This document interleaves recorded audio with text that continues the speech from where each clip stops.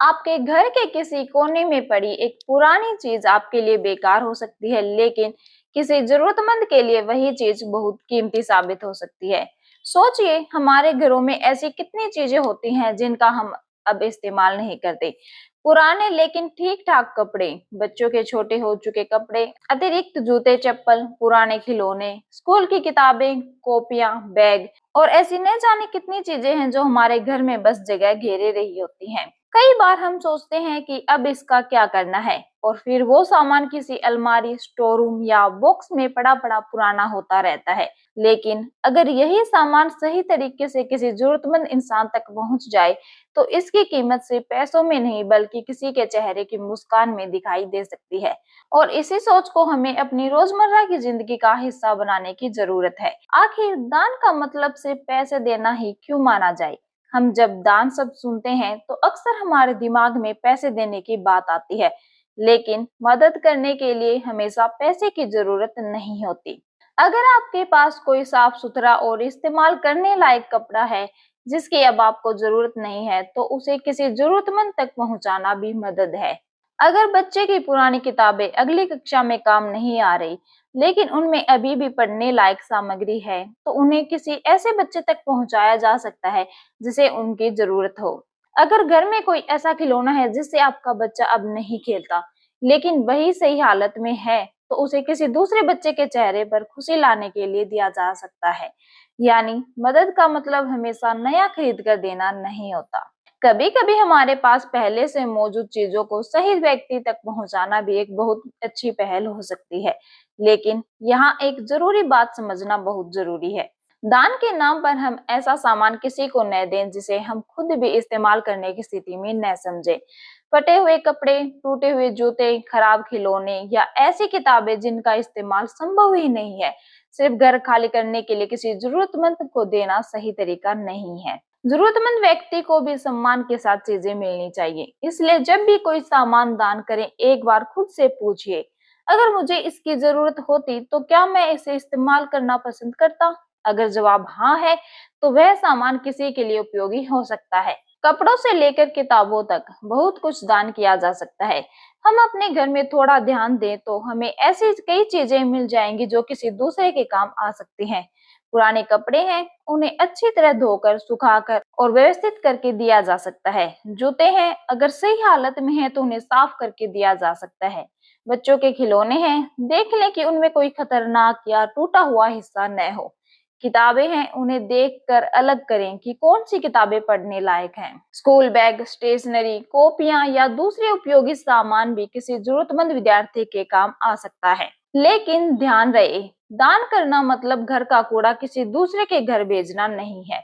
दान हमेशा सोच समझकर और सम्मान के साथ होना चाहिए। अगर ऐसी सुविधा हर जगह हो तो अब जरा कल्पना कीजिए, अगर हमारे आसपास ऐसी व्यवस्थित स्थान हो जहां लोग अपने इस्तेमाल लायक अतिरिक्त सामान जमा कर सकें और फिर उस सामान को जरूरतमंद लोगों तक सही तरीके से पहुंचाया जा सके, तो कितनी चीजें बर्बाद होने से बच सकती हैं।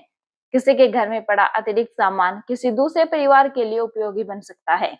किसी बच्चे की पुरानी किताब किसी दूसरे बच्चे की पढ़ाई में मदद कर सकती है।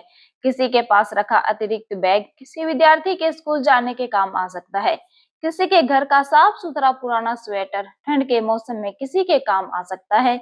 यही वजह है कि ऐसी पहल सिर्फ एक जगह तक सीमित नहीं रहनी चाहिए। जहां भी संभव हो, समाज और स्थानीय स्तर पर ऐसी व्यवस्थित व्यवस्था के बारे में सोचा जाना चाहिए जिससे जरूरतमंदों तक उपयोगी चीजें सम्मान पूर्वक पहुंच सके। लेकिन सिर्फ व्यवस्था बन जाने से काम पूरा नहीं होगा, उस व्यवस्था का सही इस्तेमाल करना भी हमारी जिम्मेदारी है। अगर किसी जगह दान के लिए बॉक्स या कलेक्शन सेंटर बनाया जाता है, तो उसमें सामान डालने से पहले हमें यह देखना चाहिए कि वहां कौन कौन सी चीजें स्वीकार की जा रही हैं। हर चीज हर जगह स्वीकार हो यह जरूरी नहीं है, इसलिए स्थानीय नियम और निर्देश जरूर देखें। और अगर कोई सामान खराब है तो उसे सिर्फ इसलिए दान न करें क्योंकि उसे घर से बाहर निकालना है, क्योंकि मदद का असली मतलब है किसी की परेशानी कम करना, न कि अपनी परेशानी किसी और के पास भेज देना। बच्चों को भी सिखाइए देने की आदत। यह आदत सिर्फ बड़ों तक सीमित नहीं रहनी चाहिए। बच्चों को भी छोटी उम्र से समझाया जा सकता है कि हमारे पास मौजूद हर चीज सिर्फ हमारी जरूरत के लिए नहीं होती। उन्हें अपनी पुरानी किताबें व्यवस्थित करने के लिए कहिए। जो खिलौने लंबे समय से इस्तेमाल नहीं कर रहे हैं, उनमें से अच्छे खिलौने अलग करने को कहिए। पुराने स्कूल बैग, स्टेशनरी या दूसरी उपयोगी चीजों को लेकर उनसे बात कीजिए। इससे बच्चों में सिर्फ दान की भावना ही नहीं, बल्कि साझा करने, चीजों की कदर करने और जरूरतमंदों के प्रति संवेदनशील होने की सोच भी विकसित हो सकती है। और एक बहुत जरूरी बात, किसी की मजबूरी का मजाक न बनाएं। जब हम किसी जरूरतमंद की मदद करें तो उसकी तस्वीर या वीडियो बनाकर सोशल मीडिया पर डालना जरूरी नहीं है। किसी की मदद करना अच्छी बात है, लेकिन उसकी निजता और सम्मान का ध्यान रखना उससे भी ज्यादा जरूरी है। हम मदद करें, लेकिन सामने वाले को ऐसा महसूस न हो कि उसकी मजबूरी किसी प्रदर्शन का हिस्सा बन गई है। मदद में दिखावा कम और इंसानियत ज्यादा होनी चाहिए। आप अपने घर से शुरुआत कैसे कर सकते हैं? बहुत आसान तरीका है। महीने में एक दिन से 15-20 मिनट निकालिए। अलमारी, बच्चों की पढ़ाई की जगह, स्टोर या घर के दूसरे हिस्सों को देखिए और 3 चीजों की अलग अलग श्रेणी बनाइए। पहली, जो सामान आपको रखना है। दूसरी, जो सामान खराब हो चुका है और जिसे उचित तरीके से डिस्पोज करना चाहिए।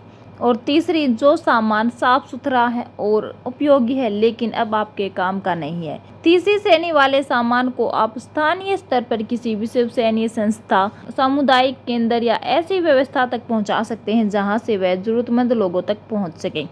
इस तरह आपका घर भी व्यवस्थित होगा और उपयोगी सामान बेकार होने से भी बच सकता है। एक छोटी सी चीज बड़ा बदलाव ला सकती है। हम अक्सर सोचते हैं कि हमारे अकेले कुछ करने से क्या फर्क पड़ेगा, लेकिन बदलाव हमेशा किसी एक बड़े कदम से नहीं आता। कई बार छोटे छोटे कदम मिलकर बड़ा बदलाव लाते हैं। अगर एक परिवार महीने में सिर्फ कुछ उपयोगी चीजें जरूरतमंदों तक पहुंचाता है, फिर दूसरा परिवार भी ऐसा करता है, फिर तीसरा, और धीरे धीरे अगर पूरी सोसाइटी, मोहल्ला या समुदाय इस सोच से जुड़ जाए तो बहुत सारा उपयोगी सामान सही जगह पहुंच सकता है। और सबसे अच्छी बात, इसके लिए हर किसी को बहुत अमीर होने की ज़रूरत नहीं है। आपके पास जो अतिरिक्त है वही किसी और के लिए पर्याप्त हो सकता है।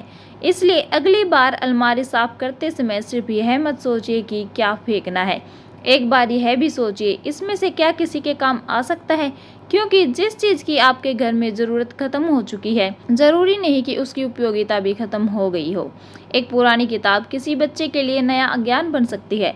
एक ठीक ठाक बैग किसी विद्यार्थी के लिए स्कूल का साथी बन सकता है। एक साफ कपड़ा किसी के लिए राहत बन सकता है। एक खिलौना किसी के बच्चे की मुस्कान बन सकता है।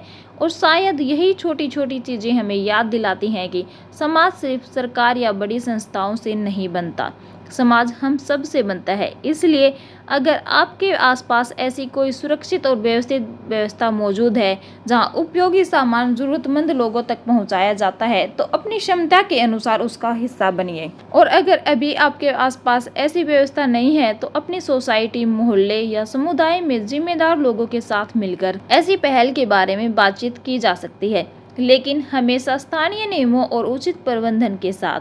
क्योंकि मकसद सिर्फ सामान इकट्ठा करना नहीं होना चाहिए, मकसद होना चाहिए सही सामान सही व्यक्ति तक सही तरीके से पहुंचाना। तो आज अपने घर में एक नज़र ज़रूर डालिए, हो सकता है कि आपको कोई ऐसी चीज़ मिल जाए जो आपके लिए अब सिर्फ एक पुरानी वस्तु है, लेकिन किसी ज़रूरतमंद के लिए वही चीज़ एक नई शुरुआत बन सकती है। अगर आपको लगता है कि ऐसी छोटी छोटी पहल हर शहर, हर सोसाइटी और हर मोहल्ले तक पहुंचनी चाहिए, तो इस वीडियो को आगे ज़रूर शेयर कीजिए। क्योंकि कभी कभी किसी एक इंसान तक पहुंची एक सही जानकारी भी किसी बड़े बदलाव की शुरुआत बन सकती है। याद रखिए, दान की असली कीमत सामान की कीमत में नहीं, बल्कि उस मदद की ज़रूरत में होती है जहां वह सामान पहुंचता है। और अगर हमारे घर के अतिरिक्त चीज़ें किसी की ज़रूरत पूरी कर सकती हैं, तो उन्हें यूं ही पड़े रहने देने से बेहतर है कि वे किसी के काम आए। क्योंकि चीज़ें पुरानी हो सकती है, लेकिन इंसानियत की कीमत कभी पुरानी नहीं होती। ऐसी और वीडियोज़ के लिए मेरे चैनल को सब्सक्राइब कीजिए। अगर आपको यह वीडियो पसंद आई हो तो वीडियो को लाइक, कमेंट करें और मिलते हैं अगली वीडियो में। तब तक के लिए बाय बाय।